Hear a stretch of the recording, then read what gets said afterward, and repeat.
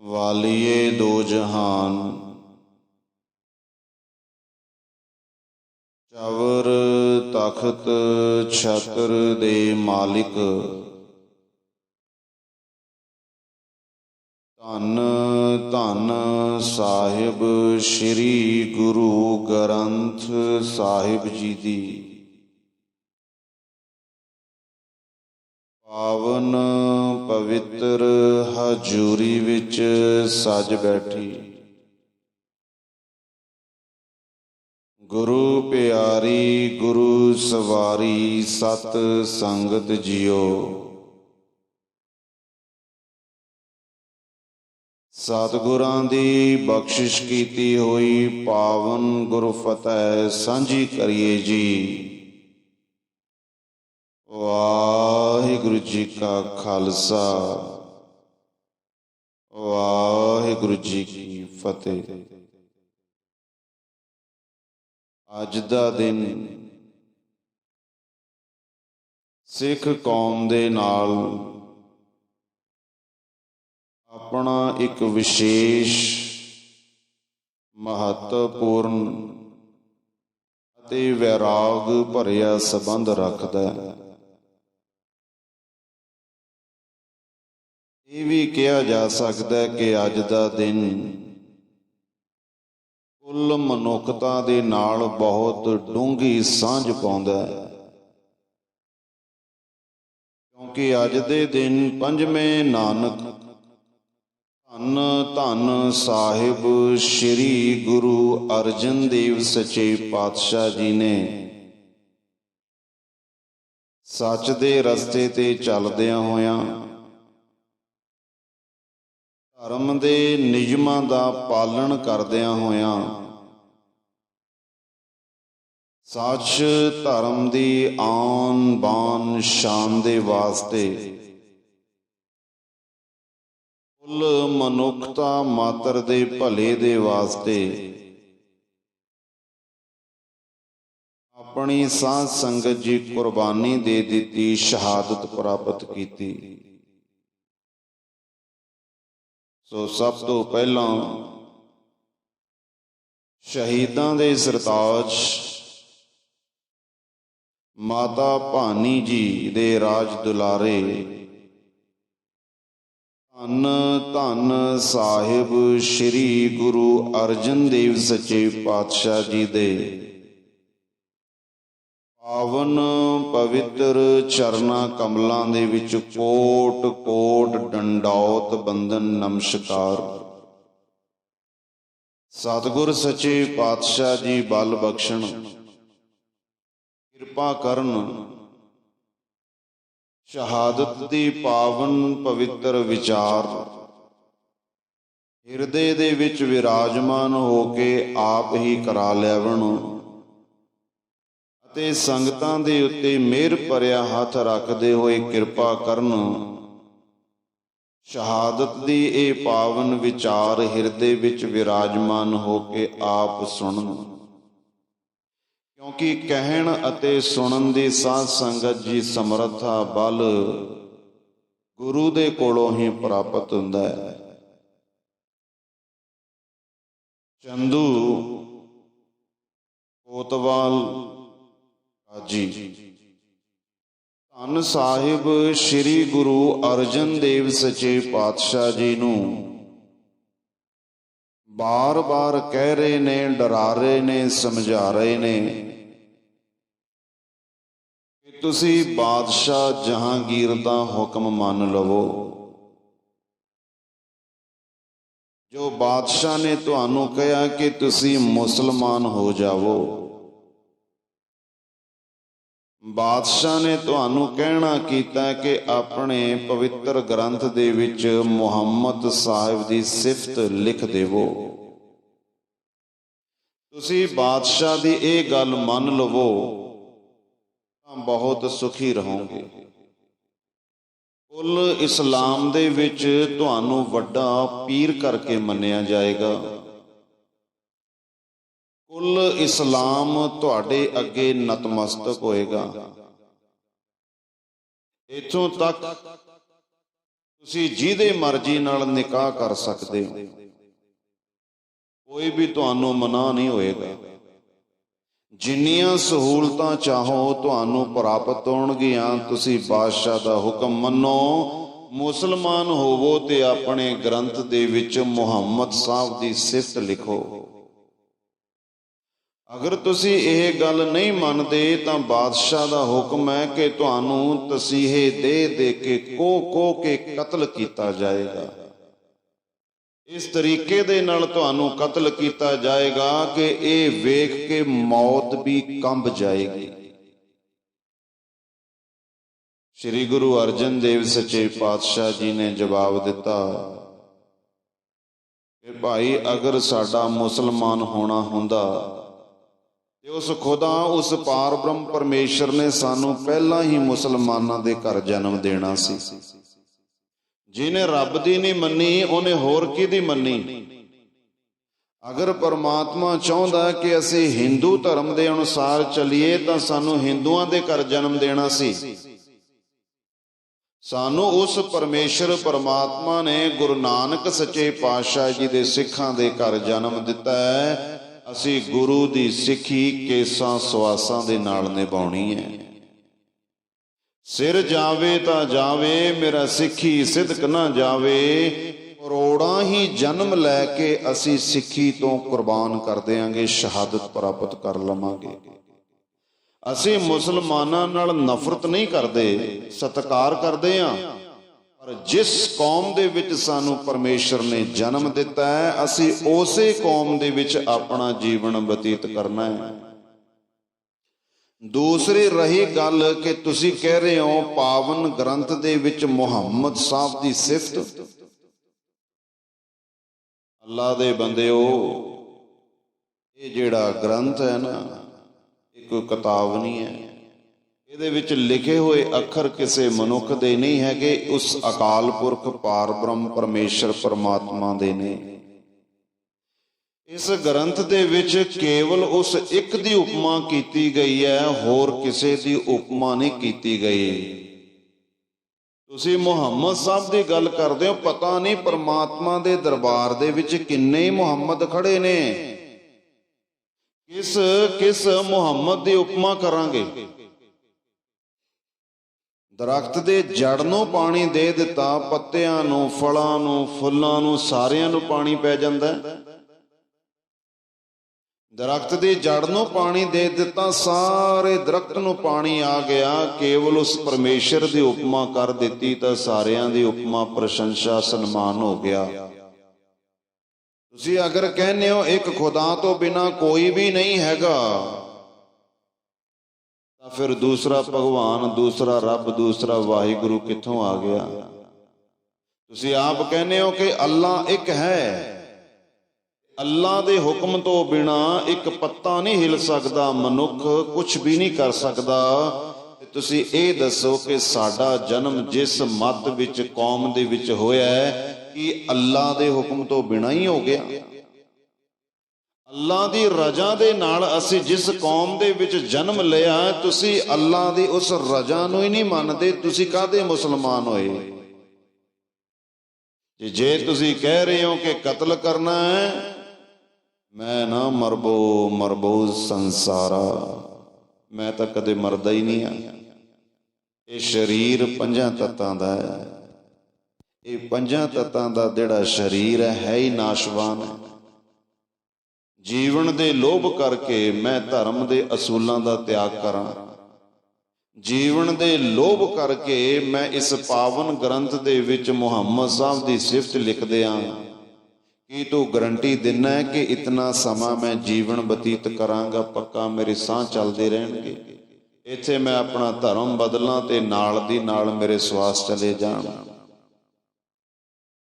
ਦੁਨੀਆ ਕਾਰਨ ਦੀਨ ਗਵਾਇਆ, ਮੈਂ ਦੁਨੀਆ ਦੇ ਕਰਕੇ ਅਰਥਾਤ ਇਹਨਾਂ ਦੇ ਕਰਕੇ ਕਿਉਂ ਮੈਂ ਉਸ ਪਰਮੇਸ਼ਰ ਤੋਂ ਬੇਮੁਖ ਹੋਵਾਂ? ਸ੍ਰੀ ਗੁਰੂ ਅਰਜਨ ਦੇਵ ਸੱਚੇ ਪਾਤਸ਼ਾਹ ਜੀ ਨੇ ਉਹਨਾਂ ਨੂੰ ਬੜਾ ਠੋਕਮਾ ਜਵਾਬ ਦਿੱਤਾ, ਨਾ ਮੁਸਲਮਾਨ ਹੋਣਾ ਹੈ ਸ੍ਰੀ ਗੁਰੂ ਗ੍ਰੰਥ ਸਾਹਿਬ ਜੀ ਦੀ ਬਾਣੀ ਦੇ ਵਿੱਚ ਨਾ ਬਾਦ ਹੈ, ਨਾ ਘਾਟ ਹੈ, ਨਾ ਬਾਦ ਘਾਟ ਹੋਤ ਹੈ। ਕੁਛ ਵੀ ਇੱਕ ਅੱਖਰ ਨਾ ਕਟਿਆ ਜਾਏਗਾ, ਨਾ ਵੱਧ ਲਿਖਿਆ ਜਾਏਗਾ, ਕਿਉਂਕਿ ਵਾਹੋ ਵਾਹੋ ਬਾਣੀ ਨਿਰੰਕਾਰ ਹੈ, ਤਿਸ ਜੇਵੜ ਅਵਰ ਨਾ ਕੋਏ। ਇਹ ਅੱਖਰ, ਇਹ ਕਵਿਤਾ ਨਹੀਂ ਹੈਗੀ, ਇਹ ਖੁਦ ਪਰਮੇਸ਼ਰ ਪਰਮਾਤਮਾ ਦੇ ਬੋਲ ਨੇ। ਤੇ ਪਰਮੇਸ਼ਰ ਦੇ ਬੋਲ ਵੱਧ ਘੱਟ ਨਹੀਂ ਹੋ ਸਕਦੇ। ਜਿਹੜਾ ਤੁਸੀਂ ਕਹਿ ਰਹੇ ਹੋ ਕਿ ਕਤਲ ਦੀ ਸਾਨੂੰ ਕੋਈ ਪਰਵਾਹ ਹੀ ਨਹੀਂ ਹੈਗੀ, ਇਹਦੀ ਸਾਨੂੰ ਕੋਈ ਪਰਵਾਹ ਨਹੀਂ, ਸਾਨੂੰ ਮਰਨ ਦਾ ਕੋਈ ਡਰ ਨਹੀਂ ਹੈਗਾ। ਜੀਵਨ ਲੰਮਾ ਬਤੀਤ ਹੋਵੇ ਐਸੀ ਸਾਡੀ ਕੋਈ ਇੱਛਾ ਨਹੀਂ ਹੈਗੀ। ਸ਼ੇਰ ਦੀ ਜ਼ਿੰਦਗੀ ਇੱਕ ਦਿਨ ਹੀ ਬਹੁਤ ਹੁੰਦੀ ਹੈ, ਗਿੱਦੜਾਂ ਦੀ ਹਜ਼ਾਰਾਂ ਦਿਨਾਂ ਦੇ ਨਾਲੋਂ। ਗਿੱਦੜ ਸਾਡੀ ਕਲੋਨੀ ਦੇ ਵਿੱਚ, ਸਾਡੇ ਸੈਕਟਰ ਦੇ ਵਿੱਚ ਭਾਵੇਂ ਜਿੰਨੇ ਮਰਜ਼ੀ ਆ ਜਾਣ, ਕੀ ਅਸੀਂ ਉਹਨਾਂ ਦੇ ਡਰ ਤੋਂ ਦੁਕਾਨਾਂ ਬੰਦ ਕਰ ਦਿਆਂਗੇ, ਕੰਮ ਧੰਦਾ ਬੰਦ ਕਰ ਦਿਆਂਗੇ, ਆਪਣੇ ਘਰਾਂ ਦੇ ਦਰਵਾਜ਼ੇ ਖਿੜਕੀਆਂ ਬੰਦ ਕਰਕੇ ਦੁਬਕ ਕੇ ਲੁੱਕ ਕੇ ਬਹਿ ਜਾਾਂਗੇ? ਨਹੀਂ, ਡੰਡੇ ਸੋਟੇ ਮਾਰ ਕੇ ਭਜਾ ਦਿਆਂਗੇ, ਭਾਵੇਂ ਹਜ਼ਾਰਾਂ ਹੁਣ ਸੈਂਕੜੇ ਹੋਣ। ਪਰ ਜੇ ਸਾਡੇ ਸੈਕਟਰ ਦੇ ਵਿੱਚ, ਕਲੋਨੀ ਵਿੱਚ, ਸ਼ਹਿਰ ਪਿੰਡ ਵਿੱਚ ਇੱਕ ਸ਼ੇਰ ਆ ਜਾਵੇ, ਦੁਕਾਨਾਂ ਦੇ ਸ਼ਟਰ ਡਾਊਨ, ਘਰਾਂ ਦੀਆਂ ਖਿੜਕੀਆਂ ਦਰਵਾਜ਼ੇ ਬੰਦ, ਲੋਕੀ ਡਰ ਜਾਣਗੇ, ਜਾਨ ਦੀ ਫਿਕਰ ਪੈ ਜਾਏਗੀ। ਤੇ ਉਹਨੂੰ ਅਗਰ ਸਾਧ ਸੰਗਤ ਜੀ ਪਕੜ ਕੇ ਲੈ ਜਾਣ, ਪਿੰਜਰੇ 'ਚ ਪਾਉਣ, ਤੇ ਲੋਕੀ ਵੇਖਣ ਜਾਂਦੇ ਐ ਸ਼ੇਰ ਦਾ ਜੀਵਨ ਬਤੀਤ ਕੀਤਾ ਹੈ, ਮੌਤ ਤੋਂ ਅਸੀਂ ਨਹੀਂ ਡਰਦੇ। ਹੁਣ ਸਾਧ ਸੰਗਤ ਜੀ, ਬਾਦਸ਼ਾਹ ਨੇ ਹੁਕਮ ਕੀਤਾ ਸੀ, ਜਹਾਂਗੀਰ ਨੇ, ਅਗਰ ਇਹ ਸਾਡੀ ਗੱਲ ਨਹੀਂ ਮੰਨਦੇ ਇਹਨਾਂ ਨੂੰ ਤਸੀਹੇ ਦੇ ਦੇ ਕੇ ਕਤਲ ਕਰ ਦਿਓ। ਸ਼ਹੀਦ ਤਾਂ ਅਸੀਂ ਕਹਿੰਦੇ ਨਾ ਸਤਿਕਾਰ ਦੇ ਨਾਲ, ਉਹ ਤਾਂ ਕਤਲ ਕਹਿੰਦੇ ਆ। ਯਾਸਾਂ ਦੇ ਕਾਨੂੰਨ ਦੇ ਅਨੁਸਾਰ ਸਭ ਤੋਂ ਸਖਤ ਸਜ਼ਾ ਦਿੱਤੀ ਗਈ ਸ੍ਰੀ ਗੁਰੂ ਅਰਜਨ ਦੇਵ ਮਹਾਰਾਜ ਜੀ ਨੂੰ। ਤਪਤ ਲੋ, ਤਬਾਲੂ, ਤਨੀਰ। ਇਸਲਾਮ ਦੇ ਵਿੱਚ ਕੁਝ ਲੋਕਾਂ ਦੀ ਇਹ ਸੋਚ ਹੈ, ਅਗਰ ਕੋਈ ਰੱਬ ਦਾ ਪਿਆਰਾ ਹੋਵੇ, ਬੰਦਗੀ ਵਾਲਾ ਹੋਵੇ, ਇਹਦੇ ਵਿੱਚ ਤਾਕਤਾਂ ਹੋਣ, ਅਗਰ ਇਹਨੂੰ ਕਤਲ ਕਰਨਾ ਹੈ, ਕਤਲ ਕਰਦੇ ਸਮੇਂ ਅਗਰ ਇਹਦੇ ਸਰੀਰ ਦੇ ਵਿੱਚੋਂ ਖੂਨ ਦੇ ਛਿੱਟੇ ਧਰਤੀ ਤੇ ਡਿੱਗ ਗਏ ਨਾ, ਜਿੰਨੇ ਛਿੱਟੇ ਡਿੱਗਣਗੇ ਓਨੇ ਹੀ ਇਹਦੇ ਵਰਗੇ ਹੋਰ ਫਕੀਰ, ਹੋਰ ਸੂਰਮੇ ਪੈਦਾ ਹੋ ਜਾਣਗੇ। ਇਸ ਲਈ ਇਹਨਾਂ ਨੂੰ ਕਤਲ ਕਿਵੇਂ ਕਰੋ? ਤਪਤ ਲੋ, ਤਪਤ ਬਾਲੂ, ਤਪਤ ਨੀਰ, ਅਰਥਾਤ ਤੱਤੀ ਤਵੀ ਤੇ ਬਿਠਾ ਦੋ, ਤੱਤੀ ਰੇਤ ਪਾ ਦੋ, ਤੱਤੇ ਪਾਣੀ ਦੇ ਵਿੱਚ ਉਬਾਲ ਦੋ, ਤਾਂ ਕਿ ਇਹਨਾਂ ਦਾ ਖੂਨ ਧਰਤੀ ਤੇ ਨਾ ਡਿੱਗੇ। ਇਹ ਸਤਿਗੁਰਾਂ ਨੂੰ ਹੁਕਮ ਸੁਣਾਇਆ ਸੀ। ਹੁਣ ਆਮ ਮਨੁੱਖ ਦੇ ਜੀਵਨ ਦੇ ਵਿੱਚ ਇਤਨਾ ਦੁੱਖ, ਤਕਲੀਫ, ਕਲੇਸ਼, ਤਸੀਹੇ ਨਹੀਂ ਹੁੰਦੇ ਜਿੰਨੇ ਸ੍ਰੀ ਗੁਰੂ ਅਰਜਨ ਦੇਵ ਮਹਾਰਾਜ ਜੀ ਨੂੰ ਮਿਲੇ। ਜਦੋਂ ਕੋਈ ਮਨੁੱਖ ਦੁਖੀ ਹੁੰਦਾ ਹੈ ਤੇ ਅਸੀਂ ਲੋਕ ਆਮ ਕਹਿੰਦੇ ਆ ਕਿ ਇਹ ਦੁਖੀ ਤਾਂ ਹੈ ਕਿਉਂਕਿ ਇਹਨੇ ਐਸਾ ਕਰਮ ਕੀਤਾ ਹੈ, ਮਾੜਾ ਕਰਮ ਕੀਤਾ ਹੈ, ਉਹਦਾ ਫਲ ਇਹ ਦੁੱਖ ਭੋਗ ਰਿਹਾ ਹੈ। ਆਪਾਂ ਆਮ ਹੀ ਕਹਿ ਰਹੇ ਹਾਂ, ਸਾਡੀ ਸੋਚ ਵੀ ਹੈ। ਦੱਦਾ ਦੋਸ਼ ਨਾ ਕਿਸੇ ਦੇਉ, ਦੋਸ਼ ਕਰਮਾ ਆਪਣੇ, ਜੋ ਮੈਂ ਕੀਆ ਸੋ ਮੈਂ ਪਾਇਆ, ਦੋਸ਼ ਨਾ ਦੀਜੈ ਅਵਰ ਜਨਾ। ਜੋ ਦੁੱਖ ਮਿਲ ਰਿਹਾ ਹੈ, ਸੁੱਖ ਮਿਲ ਰਿਹਾ, ਆਪਣੇ ਕਰਮਾਂ ਦੇ ਅਨੁਸਾਰ ਮਿਲ ਰਿਹਾ ਹੈ। ਤੇ ਸਾਧ ਸੰਗਤ ਜੀ, ਸ੍ਰੀ ਗੁਰੂ ਅਰਜਨ ਦੇਵ ਮਹਾਰਾਜ ਜੀ ਨੂੰ ਜਿੰਨਾ ਦੁੱਖ ਮਿਲਿਆ, ਸਤਿਗੁਰਾਂ ਨੇ ਐਸੇ ਮਾੜੇ ਕਰਮ ਕੀਤੇ ਸੀ ਜਿਹਦਾ ਕਰਕੇ ਇੰਨਾ ਦੁੱਖ ਮਿਲਿਆ। ਸੈਂਕੜੇ ਹੀ ਮਨੁੱਖਾਂ ਦੇ ਜੀਵਨ ਦਾ ਦੁੱਖ ਇਕੱਠਾ ਕਰ ਲਿਆ ਜਾਵੇ, ਗੁਰੂ ਅਰਜਨ ਦੇਵ ਮਹਾਰਾਜ ਜੀ ਨੂੰ ਜਿਤਨਾ ਦੁੱਖ ਮਿਲਿਆ, ਉਹਨਾਂ ਦਾ ਦੁੱਖ ਤਾਂ ਵੀ ਇਹਦੇ ਬਰਾਬਰ ਨਹੀਂ ਹੈਗਾ। ਇਹਦਾ ਮਤਲਬ ਸਤਿਗੁਰਾਂ ਨੇ ਐਸੇ ਕਰਮ ਕੀਤੇ ਸੀਗੇ ਜਿਹੜਾ ਦੁੱਖ ਦਾ ਫਲ ਭੋਗਿਆ? ਨਹੀਂ ਸਿੱਖੋ। ਸ੍ਰੀ ਗੁਰੂ ਅਰਜਨ ਦੇਵ ਸੱਚੇ ਪਾਤਸ਼ਾਹ ਜੀ ਨੂੰ ਜੋ ਦੁੱਖ ਮਿਲੇ ਸੀ ਉਹ ਕਿਹੜੇ ਸੀ? ਕੁੱਲ ਲੁਕਾਈ ਜਿਹੜੀ ਦੁਖੀ ਹੋਈ ਪਈ ਸੀ, ਉਹਨਾਂ ਸਾਰਿਆਂ ਦਾ ਦੁੱਖ ਗੁਰੂ ਸਾਹਿਬ ਨੇ ਆਪਣੇ ਤੇ ਲੈ ਲਿਆ। ਜਿੰਨੇ ਵੀ ਲੋਕ ਦੁਖੀ ਸਨ, ਭਾਵੇਂ ਧਰਮ ਕਰਕੇ, ਪਰਿਵਾਰ ਕਰਕੇ, ਸਮਾਜ ਕਰਕੇ, ਰਾਜਨੀਤੀ ਕਰਕੇ, ਉਹਨਾਂ ਸਾਰਿਆਂ ਦਾ ਦੁੱਖ ਗੁਰੂ ਅਰਜਨ ਸਾਹਿਬ ਜੀ ਨੇ ਆਪਣੇ ਸਰੀਰ ਦੇ ਉੱਤੇ ਲੈ ਲਿਆ ਇੱਕੋ ਵਾਰ 'ਚ। ਹੁਣ ਇਹ ਵਿਚਾਰ ਬਣਦੀ ਹੈ ਕਿ ਕਾਰਨ ਕੀ ਸਨ ਜਿਨ੍ਹਾਂ ਦਾ ਕਰਕੇ ਸਤਿਗੁਰਾਂ ਨੂੰ ਇਹ ਦੁੱਖ ਭੋਗਣਾ ਪਿਆ। ਉਹ ਐਸੇ ਕਿਹੜੇ ਕਾਰਨ ਖੜੇ ਹੋ ਗਏ ਜਿਨ੍ਹਾਂ ਦੇ ਕਰਕੇ ਤੱਤੀ ਤਵੀ ਤੇ ਬਿਠਾਉਣਾ ਪਿਆ, ਬਾਦਸ਼ਾਹ ਦੇ ਨਾਲ ਦੁਸ਼ਮਣੀ ਹੋ ਗਈ, ਚੰਦੂ ਕੋਤਵਾਲ ਕਾਜੀ ਇਤਨਾ ਸਖਤ ਵਿਵਹਾਰ ਕਰ ਰਹੇ ਨੇ। ਇਹਦਾ ਸਾਧ ਸੰਗਤ ਜੀ ਇੱਕ ਮੋਟਾ ਜਿਹਾ ਜਵਾਬ ਵਿਦਵਾਨ ਦਿੰਦੇ ਆ, ਅੱਤ ਦਾ ਹਨੇਰਾ ਹੈਗਾ, ਬਹੁਤ ਜ਼ਿਆਦਾ ਹਨੇਰਾ ਹੈ। ਅਗਰ ਉਸ ਹਨੇਰੇ ਦੇ ਵਿੱਚ ਆਪਾਂ ਲਾਈਟ ਕਰ ਦਈਏ, ਮਸ਼ਾਲ ਜਗਾ ਦਈਏ, ਟਾਰਚ ਜਗਾ ਦਈਏ, ਲਗਭਗ ਸਭ ਨੂੰ ਬੜੀ ਖੁਸ਼ੀ ਹੋਏਗੀ, ਕਿਉਂਕਿ ਦੇਖਣਾ ਸ਼ੁਰੂ ਹੋ ਜਾਏਗਾ। ਸਾਡੀ ਆਈਸਾਈਟ ਕੰਮ ਕਰਦੀ ਹੈ, ਠੋਕਰਾਂ ਨਹੀਂ ਵੱਜਣਗੀਆਂ, ਹੱਥ ਮੂੰਹ ਨਹੀਂ ਭੰਨਿਆ ਜਾਏਗਾ। ਹਨੇਰੇ ਦੇ ਵਿੱਚ ਪ੍ਰਕਾਸ਼ ਹੋਣ ਦੇ ਨਾਲ ਸਾਰਿਆਂ ਨੂੰ ਦੁੱਖ ਹੁੰਦਾ ਹੈ, ਪਰ ਉੱਲੂਆਂ ਨੂੰ ਵੀ, ਸਾਰਿਆਂ ਨੂੰ ਸੁੱਖ ਹੁੰਦਾ ਹੈ ਪਰ ਉੱਲੂਆਂ ਨੂੰ ਵੀ ਸੁੱਖ ਹੁੰਦਾ ਹੈ। ਉੱਲੂਆਂ ਨੂੰ ਤਾਂ ਦੁੱਖ ਹੋਏਗਾ ਨਾ। ਜਿੱਥੇ ਹਨੇਰੇ ਦੇ ਵਿੱਚ ਲੋਕੀ ਦੁਖੀ ਨੇ, ਉੱਲੂ ਸੁਖੀ ਹੈ। ਜਿੱਥੇ ਹਨੇਰੇ ਦੇ ਵਿੱਚ ਲੋਕੀ ਦੁਖੀ ਨੇ, ਉੱਥੇ ਉੱਲੂ ਸੁਖੀ ਹੈ। ਜਿੱਥੇ ਪ੍ਰਕਾਸ਼ ਦੇ ਵਿੱਚ ਆਮ ਲੋਕੀ ਜੀਵ ਜੰਤ ਸੁਖੀ ਨੇ, ਉੱਥੇ ਉੱਲੂ ਦੁਖੀ ਹੈ। ਸ਼੍ਰੀ ਗੁਰੂ ਅਰਜਨ ਦੇਵ ਸੱਚੇ ਪਾਤਸ਼ਾਹ ਜੀ ਨੇ ਆਪਣੇ ਜੀਵਨ ਦੇ ਵਿੱਚ ਐਸਾ ਪ੍ਰਚਾਰ ਕੀਤਾ ਸੱਚ ਧਰਮ ਦਾ, ਜਾਂ ਇਉਂ ਕਹੀਏ ਕਿ ਸ਼੍ਰੀ ਗੁਰੂ ਅਰਜਨ ਦੇਵ ਸੱਚੇ ਪਾਤਸ਼ਾਹ ਜੀ ਨੇ ਆਪਣੇ 5 ਅਵਤਾਰਾਂ ਵਿੱਚ, ਸ਼੍ਰੀ ਗੁਰੂ ਨਾਨਕ ਪਾਤਸ਼ਾਹ, ਸ਼੍ਰੀ ਗੁਰੂ ਅੰਗਦ ਦੇਵ ਪਾਤਸ਼ਾਹ, ਸ਼੍ਰੀ ਗੁਰੂ ਅਮਰਦਾਸ ਸੱਚੇ ਪਾਤਸ਼ਾਹ, ਸ਼੍ਰੀ ਗੁਰੂ ਰਾਮਦਾਸ ਸੱਚੇ ਪਾਤਸ਼ਾਹ, ਸ਼੍ਰੀ ਗੁਰੂ ਅਰਜਨ ਦੇਵ ਸੱਚੇ ਪਾਤਸ਼ਾਹ, ਹੈਗੇ ਤਾਂ ਇੱਕੋ ਹੀ ਨੇ। ਆਪਣੇ 5 ਅਵਤਾਰਾਂ ਦੇ ਵਿੱਚ ਸੱਚ ਦਾ, ਗਿਆਨ ਦਾ ਐਸਾ ਪ੍ਰਚਾਰ ਕੀਤਾ, ਐਸਾ ਚਾਨਣ ਕੀਤਾ, ਜਿਹਦੇ ਕਰਕੇ ਆਮ ਲੋਕੀ ਤਾਂ ਸੁਖੀ ਹੋਏ, ਪਰ ਉਹ ਲੋਕ ਜਿਹੜੇ ਧਰਮ ਨੂੰ ਆਪਣੇ ਅਨੁਸਾਰ ਵਰਤਦੇ ਸਨ, ਜਿਨ੍ਹਾਂ ਦਾ ਕੰਮ ਸੀਗਾ ਕਿ ਆਪਣੀ ਰੋਜੀ ਰੋਟੀ ਚਲਾਉਣ ਦੇ ਲਈ ਸਮਾਜ ਦੇ ਵਿੱਚ ਅਗਿਆਨ ਦਾ ਹਨੇਰਾ ਫੈਲਾਣਾ, ਉਹ ਉੱਲੂ ਲੋਕ ਦੁਖੀ ਹੋ ਗਏ ਕਿ ਸੱਚ ਸਾਰਿਆਂ ਦੇ ਸਾਹਮਣੇ ਆ ਗਿਆ ਤੇ ਸਾਡਾ ਬਣੂਗਾ ਕੀ ਤਾਂ ਕੀ ਬਣੇਗਾ। ਇਹ ਕਾਰਨ ਮੇਨ ਸੀਗਾ। ਹਨੇਰੇ ਦੇ ਵਿੱਚ ਪ੍ਰਕਾਸ਼ ਦਾ ਸਾਧ ਸੰਗਤ ਜੀ ਹੋਣਾ ਉੱਲੂਆਂ ਦੇ ਲਈ ਦੁਖਦਾਈ। ਇਸੇ ਤਰ੍ਹਾਂ ਸਮਾਜ ਦੇ ਵਿੱਚ ਸੱਚ ਧਰਮ ਦਾ ਜਦੋਂ ਪ੍ਰਕਾਸ਼ ਹੋਇਆ, ਗਿਆਨ ਦਾ ਪ੍ਰਕਾਸ਼ ਹੋਇਆ, ਇਹ ਜਿਹੜੇ ਕਾਜ਼ੀ ਸਨ, ਬ੍ਰਾਹਮਣ ਸਨ, ਸ਼ਾਸਕ ਲੋਕ ਸਨ, ਇਹਨਾਂ ਦੇ ਲਈ ਗੁਰੂ ਅਰਜਨ ਦੇਵ ਮਹਾਰਾਜ ਜੀ ਬਹੁਤ ਵੱਡੀ ਰੁਕਾਵਟ ਤੇ ਮੁਸੀਬਤ ਬਣ ਗਏ। ਹੁਣ ਆਪਾਂ ਉਹਨਾਂ ਕਾਰਨਾਂ ਦਾ ਸੰਖੇਪ ਦੇ ਵਿੱਚ ਵਿਚਾਰ ਕਰਨਾ ਹੈ। ਸਭ ਤੋਂ ਪਹਿਲਾਂ ਸ਼੍ਰੀ ਗੁਰੂ ਅਰਜਨ ਦੇਵ ਸੱਚੇ ਪਾਤਸ਼ਾਹ ਜੀ ਦੇ ਪਾਵਨ ਪਵਿੱਤਰ ਜੀਵਨ ਦੇ ਆਪਾਂ ਕੁਝ ਦਰਸ਼ਨ ਕਰੀਏ। ਦੇਖੋ, ਗਿਆਨ ਦੀ ਵਿਚਾਰ ਹੁੰਦੀ ਹੈ, ਕਥਾ ਦੇ ਵਿੱਚ ਆਪਾਂ ਵਿਚਾਰ ਕਰ ਸਕਦੇ ਹਾਂ। ਤੁਸੀਂ ਆਪਣੇ ਵਿਚਾਰ ਮੈਨੂੰ ਦੱਸੇ, ਮੈਂ ਆਪਣੇ ਵਿਚਾਰ ਤੁਹਾਨੂੰ ਦੱਸੇ, ਮੰਥਨ ਹੋ ਗਿਆ। ਪਰ ਗੁਰੂ ਦੇ ਜੀਵਨ ਦੀ ਕਦੇ ਵਿਚਾਰ ਨਹੀਂ ਹੁੰਦੀ। ਸਾਡੀ ਇੰਨੀ ਔਕਾਤ ਨਹੀਂ ਕਿ ਅਸੀਂ ਗੁਰੂ ਦੇ ਜੀਵਨ ਨੂੰ ਵਿਚਾਰੀਏ। ਗੁਰੂ ਦੇ ਜੀਵਨ ਦੇ ਦਰਸ਼ਨ ਹੁੰਦੇ ਸ਼ਬਦ ਦੁਆਰਾ। ਸ਼੍ਰੀ ਗੁਰੂ ਅਰਜਨ ਦੇਵ ਸੱਚੇ ਪਾਤਸ਼ਾਹ ਜੀ ਦੇ ਪਾਵਨ ਜੀਵਨ ਦੇ ਦਰਸ਼ਨ ਕਰੀਏ। ਸਾਧ ਸੰਗਤ ਜੀ, ਸੰਖੇਪ ਦੇ ਵਿੱਚ ਸਤਿਗੁਰ ਸੱਚੇ ਪਾਤਸ਼ਾਹ ਜੀ ਦੇ 2 ਭਰਾ ਵੱਡੇ ਨੇ, ਬਾਬਾ ਪ੍ਰਿਥੀ ਚੰਦ ਅਤੇ ਬਾਬਾ ਮਹਾਦੇਵ ਜੀ। ਧੰਨ ਸਾਹਿਬ ਸ਼੍ਰੀ ਗੁਰੂ ਰਾਮਦਾਸ ਸੱਚੇ ਪਾਤਸ਼ਾਹ ਜੀ ਪਿਤਾ ਨੇ ਅਤੇ ਬੀਬੀ ਭਾਨੀ ਜੀ ਮਾਤਾ ਨੇ। ਸਤਿਗੁਰਾਂ ਦੇ ਨਾਨਾ ਜੀ ਸ਼੍ਰੀ ਗੁਰੂ ਅਮਰਦਾਸ ਮਹਾਰਾਜ ਜੀ। ਪੰਚਮ ਪਾਤਸ਼ਾਹ ਦਾ ਅਵਤਾਰ ਸ਼੍ਰੀ ਗੋਬਿੰਦਵਾਲ ਸਾਹਿਬ ਦੀ ਧਰਤੀ ਤੇ ਹੋਇਆ। ਧਰਤੀ ਦੇ ਵਿੱਚ ਸਾਧ ਸੰਗਤ ਜੀ ਬੀਜ ਬੀਜਦੇ, ਇਹ 3 ਦੇਖਣ ਨੂੰ ਇੱਕੋ ਜਿਹੇ ਲੱਗਦੇ ਆ, ਪਰ ਜਦੋਂ ਉਹ ਬੀਜ ਅੰਕੁਰਿਤ ਹੁੰਦੇ ਆ, ਫਲਦਾਰ ਹੁੰਦੇ ਆ, ਫਿਰ ਪਤਾ ਲੱਗਦਾ ਹੈ ਕਿ ਆਹ ਗੰਨਾ, ਆਹ ਮਿਰਚ ਹੈ, ਆਹ ਨਿੰਬੂ ਹੈ। ਇੱਥੋਂ ਖਟਾਸ ਮਿਲੇਗੀ, ਦੁੱਧ ਦੇ ਵਿੱਚ ਪਾਇਆ ਦੁੱਧ ਖਰਾਬ। ਇੱਥੇ ਮਿਰਚਾਂ ਮਿਲਣਗੀਆਂ, ਜ਼ਿਆਦੀਆਂ ਪੈ ਗਈਆਂ ਤਾਂ ਸੂਸੂ ਕਰੇਗਾ, ਕੰਨਾਂ ਦੇ ਵਿੱਚੋਂ ਅੱਖਾਂ ਚੋਂ ਪਾਣੀ ਨਿਕਲੇਗਾ, ਚੀਕਾਂ ਮਾਰੇਗਾ।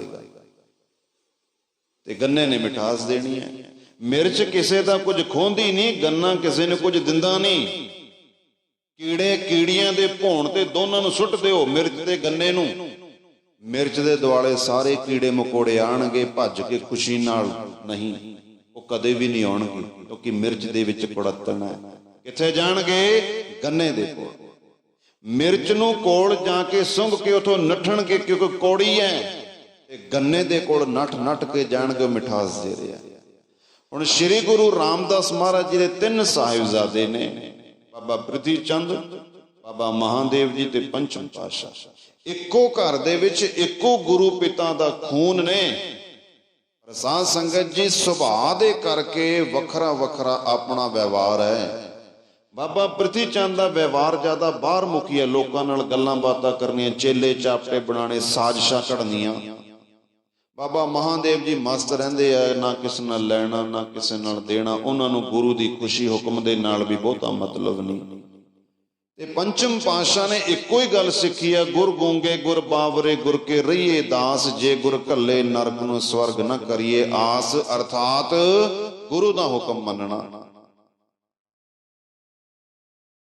ਸ਼੍ਰੀ ਗੁਰੂ ਅਮਰਦਾਸ ਸੱਚੇ ਪਾਤਸ਼ਾਹ ਵਿਰਾਜਮਾਨ ਨੇ, ਸਤਿਗੁਰਾਂ ਦੇ ਘਰੋਂ ਸਤਿਗੁਰਾਂ ਦੇ ਮਹਿਲ ਨੇ ਮਾਤਾ ਮਨਸਾ ਦੇਈ ਜੀ, ਸ਼੍ਰੀ ਗੁਰੂ ਅਮਰਦਾਸ ਮਹਾਰਾਜ।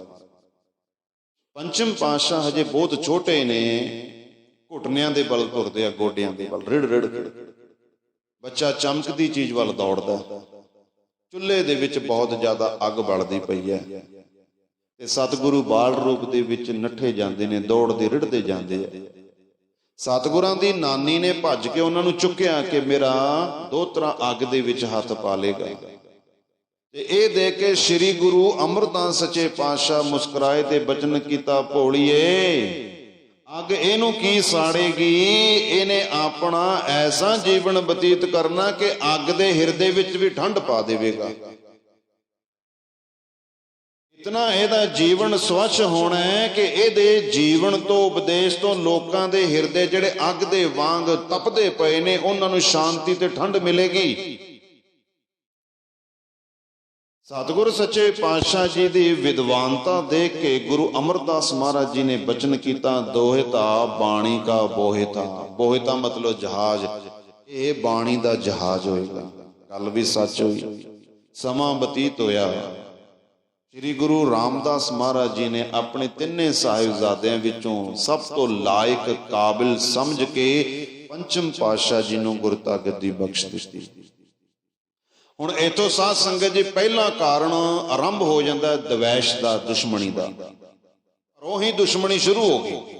ਅਗਰ ਘਰ ਦੇ ਵਿੱਚ ਇੱਕ ਹੈ ਨਾ, ਬਾਹਰ ਦੇ ਛੇਤੀ ਕਿਤੇ ਸਾਡੇ ਉੱਤੇ ਫਤਿਹ ਹਾਸਲ ਨਹੀਂ ਕਰ ਸਕਦਾ। ਪਤਾ ਕਿ ਸਾਰੇ ਇੱਕ ਮਿੱਕ ਨੇ, ਇੱਕ ਨੂੰ ਪਕੜਿਆ ਤੇ ਸਾਰੇ ਨੇ ਆ ਕੇ ਮੈਨੂੰ ਫੜ ਲੈਣਾਗਾ। ਅਗਰ ਘਰ ਦੇ ਵਿੱਚ ਹੀ ਤੋਖਲਾ ਹੈ, ਘਰ ਦੇ ਵਿੱਚ ਹੀ ਲੜਾਈ ਝਗੜਾ ਹੈ, ਤੇ ਬਾਹਰ ਦੇ ਲੋਕੀ ਫਾਇਦਾ ਉਠਾ ਕੇ ਸਾਨੂੰ ਲੜਾ ਸਕਦੇ ਆ।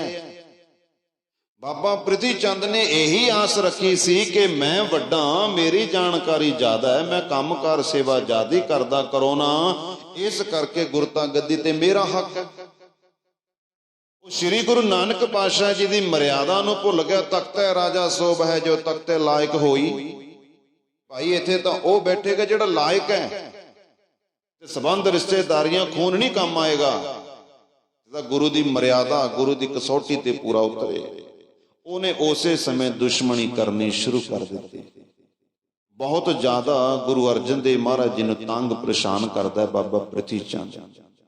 ਤੇ ਇਸ ਖੋਜ ਦੇ ਵਿੱਚ ਹੈ, ਇਸ ਉਡੀਕ ਦੇ ਵਿੱਚ ਹੈ ਕਿ ਕਿਸੇ ਤਰ੍ਹਾਂ ਰਾਜ ਸ਼ਕਤੀ ਬਾਦਸ਼ਾਹ ਦੇ ਨਾਲ ਮੇਰਾ ਸਿੱਧਾ ਗੱਲਬਾਤ ਹੋ ਜੇ, ਮੁਲਾਕਾਤ ਹੋ ਜੇ, ਮੈਂ ਬਾਦਸ਼ਾਹ ਨੂੰ ਇਹਨਾਂ ਦੇ ਖਿਲਾਫ ਭੜਕਾਵਾਂ।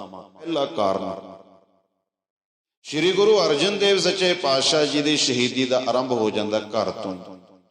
ਸ਼੍ਰੀ ਗੁਰੂ ਅਰਜਨ ਦੇਵ ਸੱਚੇ ਪਾਤਸ਼ਾਹ ਜੀ ਨੇ ਜੋ ਆਪਣਾ ਜੀਵਨ ਬਤੀਤ ਕੀਤਾ ਨਾ, ਸਾਰੇ ਜੀਵਨ ਦੇ ਵਿੱਚ ਸਾਧ ਸੰਗਤ ਜੀ ਪਤਾ ਕੀ ਉਪਦੇਸ਼ ਕੀਤਾ ਹੈ, ਫਰੀਦਾ ਦੁੱਖ ਸੁੱਖ ਇੱਕ ਕਰ, ਦਿਲ ਤੇ ਲਾਹੇ ਵਿਕਾਰ, ਅੱਲਾ ਭਾਵੈ ਸੋ ਭਲਾ ਤਾਂ ਲੱਭੀ ਦਰਬਾਰ।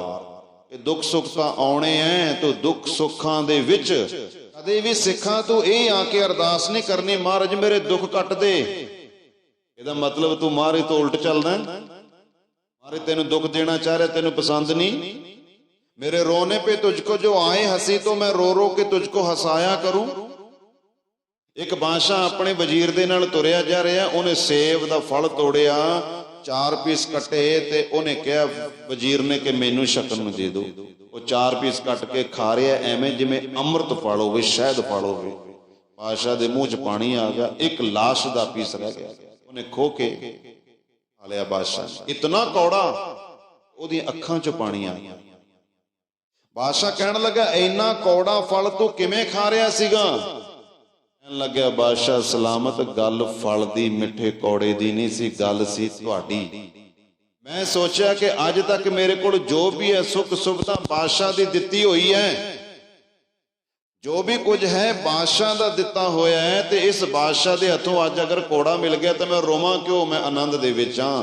अरदास करनी है, हे सतगुरु सुख दुख जो भी आवे मैनू इन्नी शक्ति दे के सुखां दुखां दे विच मैं तेरे तो बेमुख ना होवां, मैं तेरे भाणे दे अनुसार चलां। श्री गुरु अर्जन देव सच्चे पातशाह जी अपने जीवन दे विच आम संगतां नूं उपदेश करदे सन कि जीवन दे विच दुख सुख तां आउणगे, पर तू दुख दे विच दुखी ना होवीं, सुख दे विच सुखी ना होवीं। हमेशा ही परमात्मा नूं चेते रखी, परमात्मा नूं भुल्ली ना। अगर तू दुख सुख दे विच सम रहेगा तां तू उहदे परमेश्वर परमात्मा दे भाणे नूं मन सकेगा। अगर तू परमेश्वर परमात्मा दे भाणे नूं मनदा है, फिर तू कोशिश करेगा जीवन दे विच अपने अंदरों विषय विकारां दी मैल निकल जाए। ते जदों विषय विकारां दी मैल निकलेगी ना गुरु सवारियो, हिरदे दे विच परमेश्वर तां ही आउणागा। श्री आनंद साहब दा पाठ करिए ना, चंगी तरह विचारीए, उहदे विच भी सानू आम तौर ते 3 गल्लां सामणे आउंदियां, भाणा हुक्म ते रज़ा। हैगे सारे इक्को ही ने, शब्दां दा हेर फेर है, नेड़े तेड़े ने। भाणा हुक्म रज़ा, भाणा अर्थात उस परमेश्वर नूं भा जाना। आपां आम ही कहना जो दुख मिलदा परमात्मा दे भाणे दे विच है, मन लवो। जे कोई मर जांदा कहंदे परमेश्वर दा भाणा ही यही है, ते जे किस दा जन्म हुंदा है ओह परमात्मा दे भाणे विच नहीं हुंदा। जा तिस भाणा जम्मिया तां परवार भला पाया। श्री गुरु अर्जन देव सच्चे पातशाह जी ने सिखां नूं सारी उम्र यही समझाया कि परमेश्वर परमात्मा दे भाणे दे विच चलो, दुख सुख नूं सम करके रहो ते अपने अंदरों विषय विकारां दी मैल कढो। जदों सतगुरु सच्चे पातशाह जी दा ऐसा जीवन पटाने देखिया ना, वो रह नहीं सके। उन्हां बड़े प्रेम दे नाल श्री गुरु अर्जन देव महाराज जी की उपमा कीती। सिमरन सोए पुरख अचल अविनाशी, जिस सिमरत दुरमत मल नासी। सतगुर चरण कमल रिद धारन, गुरु अर्जन गुण सहज विचारन।